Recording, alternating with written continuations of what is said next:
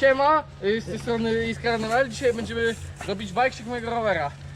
Tu mam Rawę Propine Rage 2016. Jest fajna i ma ładny kolor, ale to jest reforestowana i w ogóle. Siodełko oczywiście chromaga, no, rower frajdowy bez chromaga tak nie może być, nie? Sztyca jakiś race, jest to nieważne, jakiś propine. Mam korby Sainty, które są kurwa ciężkie.